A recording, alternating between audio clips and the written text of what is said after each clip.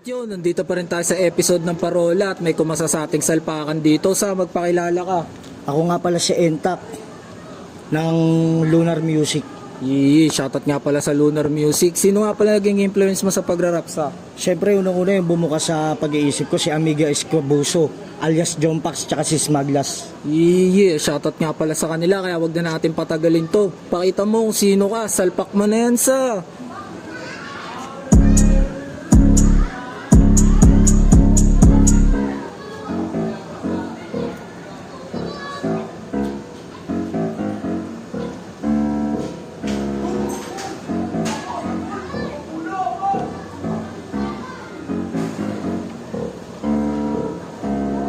Yeah.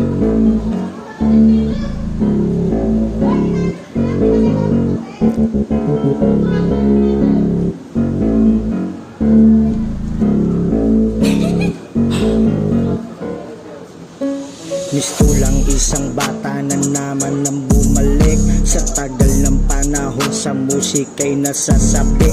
Magkahalo ang saya at ang kaba sa aking dibdib. Umaasa na makabalik sa mga kapalit sa musika, kaya pwede ba? Baka naman makasali pa. Matagal na panahon din kasi ako nawala sa larangan ng musika. Kaya pasensya na, medyo naligaw kasi ako na landas nun. Di ko ini-expect na hahantong sa ganong pagkakataon. Sa tagal ng panahon ang aking pagkawala ay nanahimik lamang ako na lubos. Kahit medyo napag-iwanan ng panahon, di ako nagpadaig bago sa akin nilubos.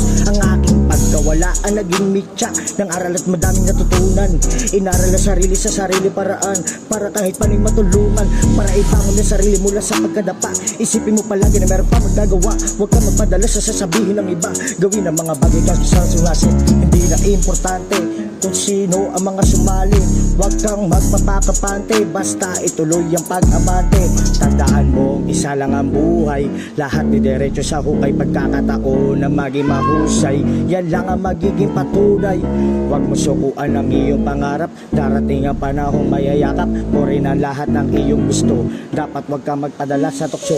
Dapat ay maging matibay ka sa lahat ng mga sandali ng iyong paglalakbay. Natural na mga mahirap ka sa una, pero dapat di ka manadap na magpatangay. Ituloy mo lang mga laban na dapat mong ipanalo. Huwag kang matakot na tumaya na bato-bato. Sa larong ito ay talo ang mga kabato. Kita mo naman kung paano ako magplano.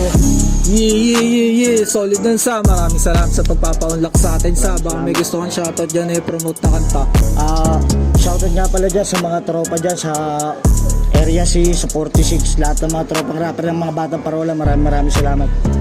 Shoutout nga pala sa kanila. Kaya kung nagustuhan nyo yung banat nyo, huwag nyo kalimutan like and share to men. Yun lang ulit. Peace out.